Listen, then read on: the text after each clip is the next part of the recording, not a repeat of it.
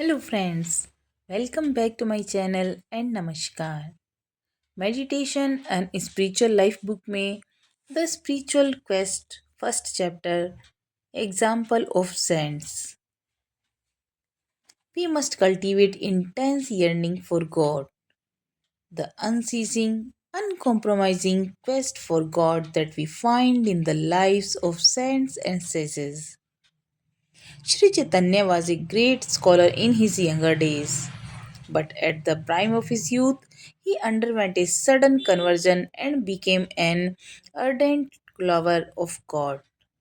His love for God was so intense that he could not forget him even for a second. अध्यात्म की खोज में आज संतों के उदाहरण। हमें ईश्वर के लिए तीव्र तड़प पैदा करनी चाहिए। उनके लिए निरंतर हमें अडिग खोज जो कि हमें संतों और ऋषियों के जीवन में मिलती है, ऐसी तड़प होनी चाहिए। श्री चैतन्य अपने युवा दिनों में एक महान विद्वान थे, लेकिन अपनी युवावस्था के चरम पर जब उनका अचानक धर्मांतरण हुआ और वे ईश्वर के एक उत्साही प्रेमी बन गए। ईश्वर के प्रति उनका इतना गहरा प्रेम था कि वे उन्हें एक पल के लिए भी नहीं भूल सकते थे। उनका पूरा जीवन आध्यात्मिक नशे में ही बीता। Prahlad was an example of the saints praised in the Puran. Even from childhood, he had intense devotion for the Lord Vishnu. His father tried to all in his power to turn the boy to the worldly path, but the young boy braved all the cruel ordeals and went on with his ecstatic praising of Lord Vishnu. When the Lord appeared before the boy and asked him what he wanted, he said, "May I think of thee with that strong love which the ignorant cherish for the things of the world, and may have that love never cease to abide in my heart. My Lord, should thousands of birds fall to my lot, may I still always possess an unshakable and unflinching devotion to thee." In modern times, Sri Ramakrishna stands as an unparalleled example for intensity of yearning for God. His longing for the vision of God in all his aspects was so great that he didn't sleep for 6 years. He spent his time day and night in the various spiritual moods, which were so intense that people thought that he had become mad. His was indeed divine madness. In the book, The Gospel of Sri Ramakrishna, which contains his authentic teachings and conversations, we find the ideas of yearning for God stressed very much. Indeed, we may say that it was a chief discipline that Sri Ramakrishna prescribed for all aspirants. The following passage is a typical example. The Master. One must have for God the yearning for of a child. The child sees nothing but confusion when his mother is away. You may try to cajole him by putting a sweetmeat in his hand, but he will not be fooled. He only says, "No, I want to go to my mother." One must feel such yearning for God. Ah, what yearning! How restless a child feels for his mother. Nothing can make him forget his mother. He to whom the enjoyment of worldly happiness appears tasteless, he who takes no delight in anything of the world, money, name, creature, comfort, sense, pleasure, becomes sincerely grief stricken for the vision of the mother. And to him alone the mother comes running, leaving all her other duties. Ah, the restlessness in the whole thing, whatever path you follow, whether you are a Hindu, a Muslim, a Christian, a Sikh, a Vaishnav, or a Brahmo, The vital point is restlessness. God is our inner guide. He doesn't matter if you take a wrong path, only you must be restless for Him. He Himself will put you on the right path.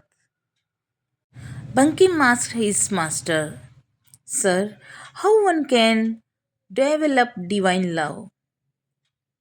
Master, through restlessness. The restlessness a child feels for his mother. The child feels bewildered when he is separated from his mother and weeps longingly for her. If a man can weep like that for the God, he can even see him.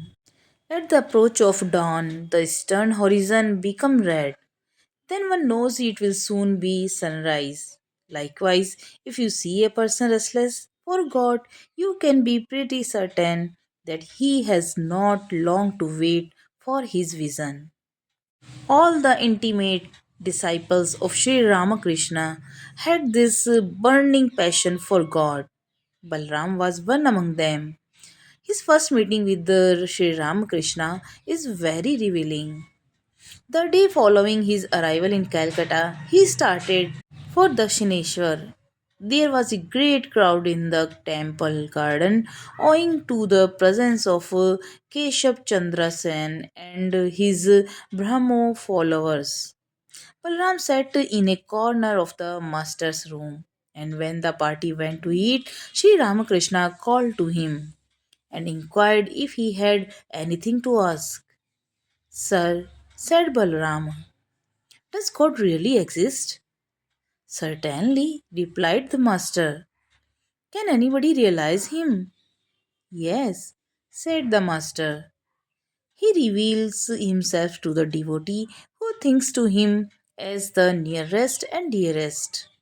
Because you do not get any response by praying to him once, you must not conclude that he does not exist. But again, interrogated Balaram, why can't I see him when I pray to him so much? Sri Ramakrishna asked with a smile, do you really consider him as dear your heart as your own children? No, sir, said Balaram after a moment's pause. I never felt for him so strongly, the master said in an animated voice. Pray to God, thinking him as dearer than your own self.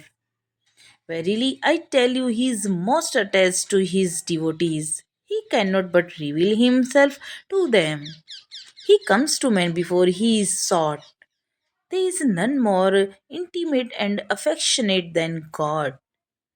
Balaram got new light from these words. Every word of what he says, he thought within himself. Is true. Nobody ever spoke to me so forcibly of God. Prahlad पुराणों में वर्णित संतों का एक उदाहरण था। बचपन से ही उनमें भगवान विष्णु के प्रति गहरी भक्ति थी।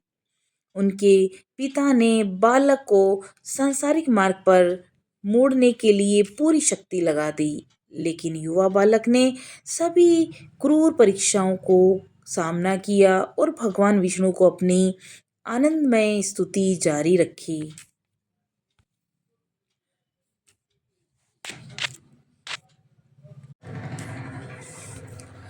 भगवान जब लड़के के सामने प्रकट हुए तब उससे पूछा कि वह क्या चाहता है, तो उसने कहा, मैं आपके बारे में उसी प्रबल प्रेम के साथ सोचूं जो अज्ञानी लोग संसार की वस्तुओं के लिए रखते हैं, और वह प्रेम मेरे हृदय में कभी भी मिटने नहीं पाए।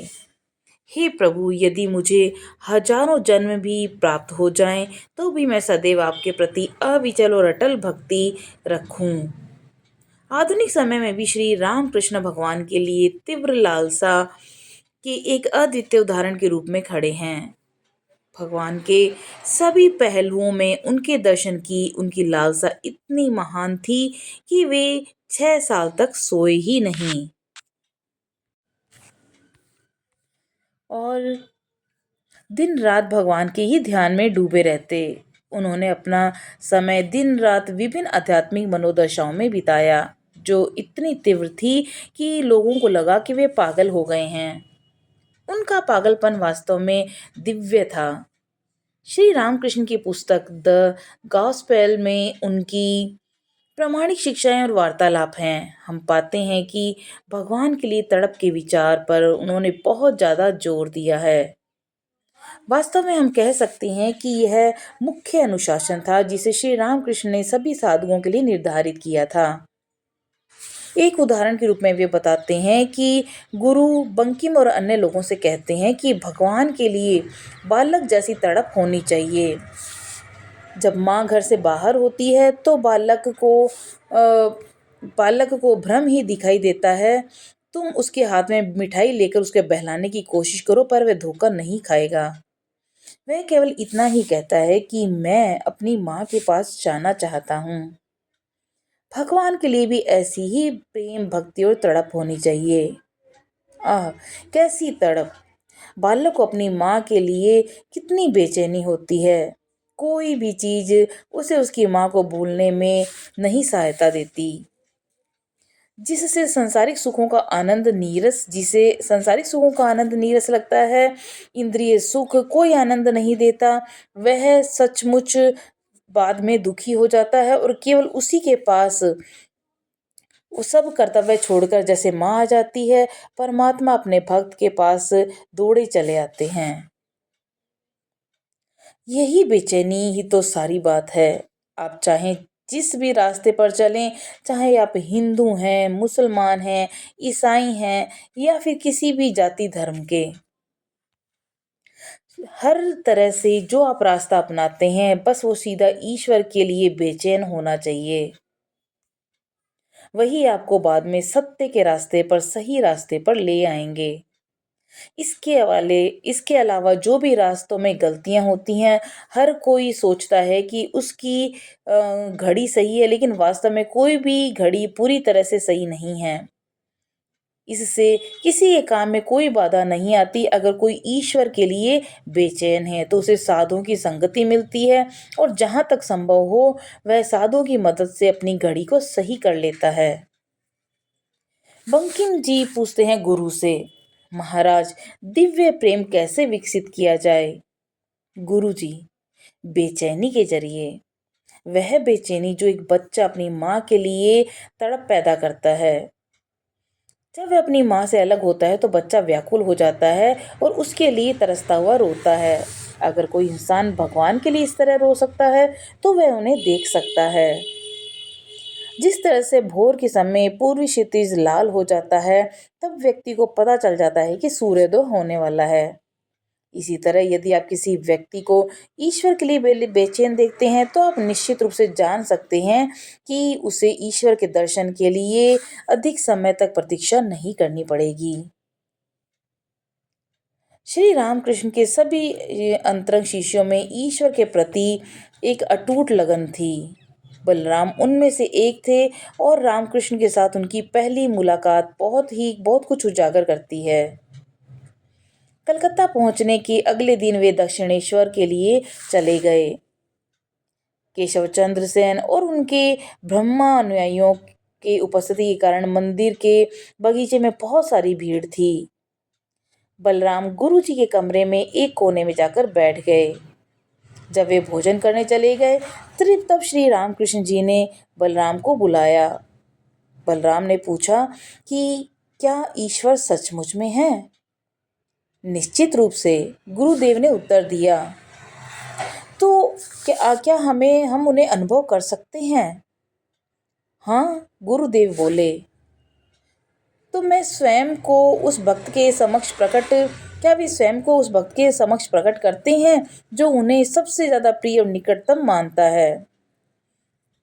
क्योंकि एक बार उनसे प्रार्थना करने पर कोई उत्तर नहीं मिलता, इसलिए सब ये सोच लेते हैं कि ईश्वर नहीं है, जबकि यह निष्कर्ष नहीं निकालना चाहिए।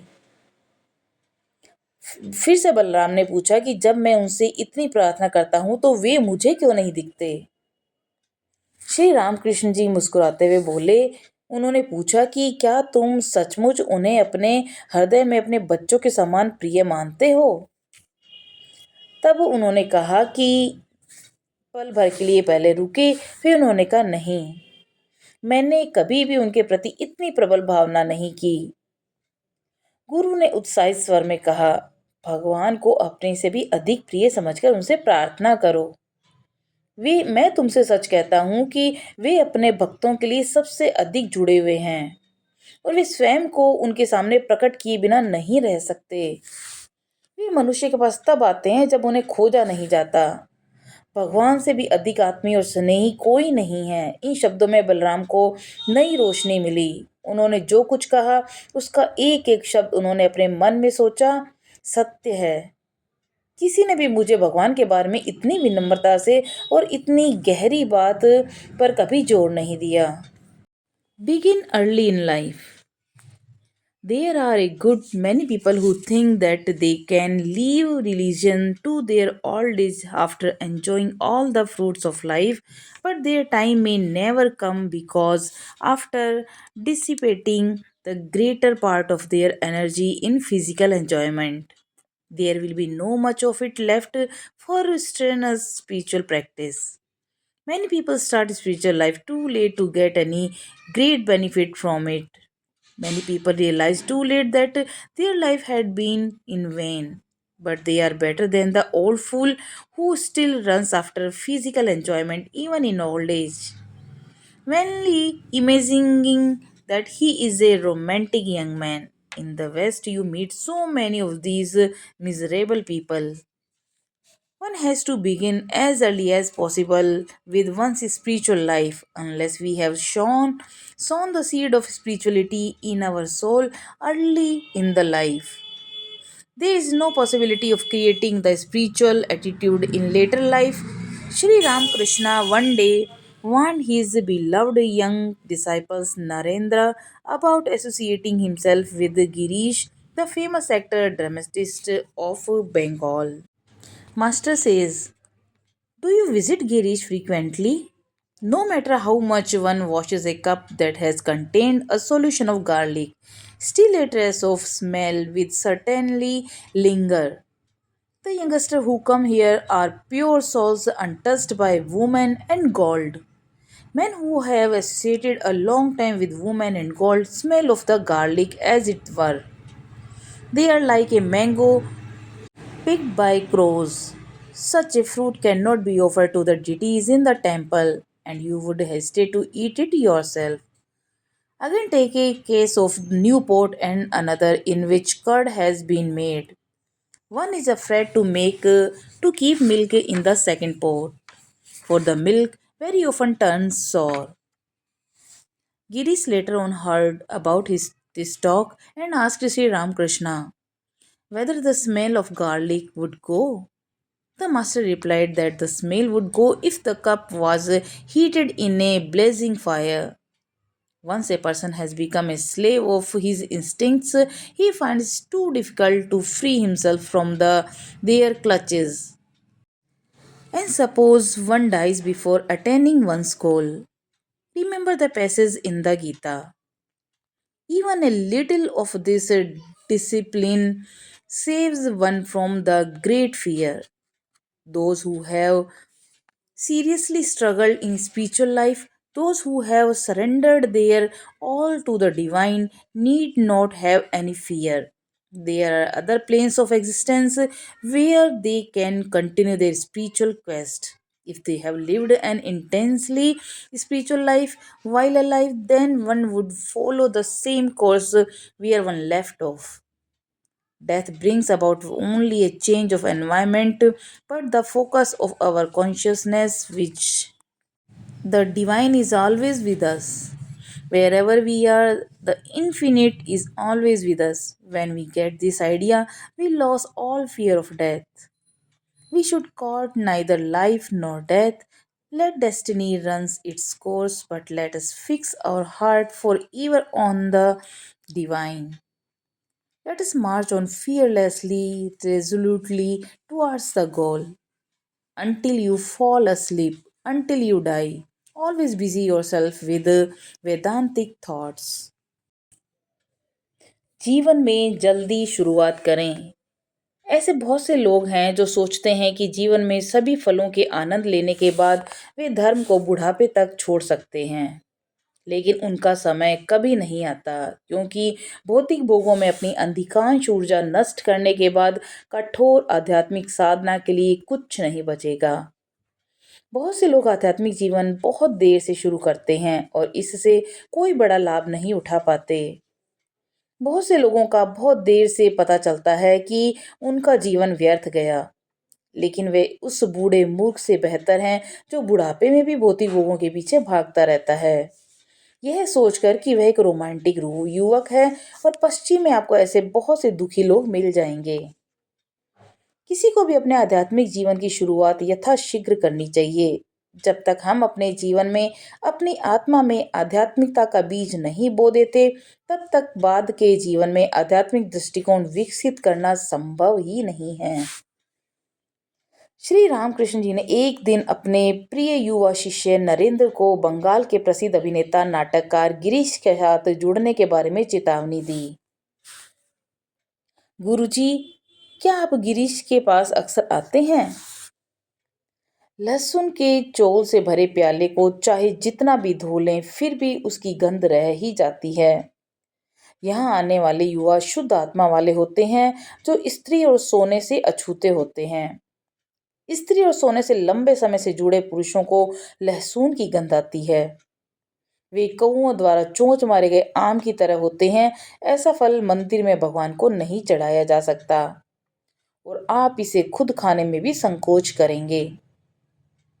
फिर एक नए बर्तन और दूसरे बर्तन का उदाहरण लेते हैं जिसमें दही बनाया गया है। एक डर लगता है कि दूध को दूसरे बर्तन में रखें, क्योंकि दूध अक्सर खट्टा हो जाता है। बाद में गिरीश ने उस बातचीत के बारे में सुना और श्री रामकृष्ण जी ने कहा कि क्या लहसुन की गंध चली जाएगी। श्री रामकृष्ण जी से पूछा कि क्या लहसुन की गंध चली जाएगी। तो गुरुदेव ने उत्तर दिया कि अगर प्याले को धधकती आग में गर्म किया जाए तो गंध चली जाएगी। एक बार जब व्यक्ति अपनी प्रवृत्ति का गुलाम बन जाता है तो उसके लिए खुद को उसके चंगुल से मुक्त करना बहुत मुश्किल हो जाता है। प्रवृत्ति से इस स्वतंत्रता को प्राप्त करने के लिए बुढ़ापा बहुत छोटा है।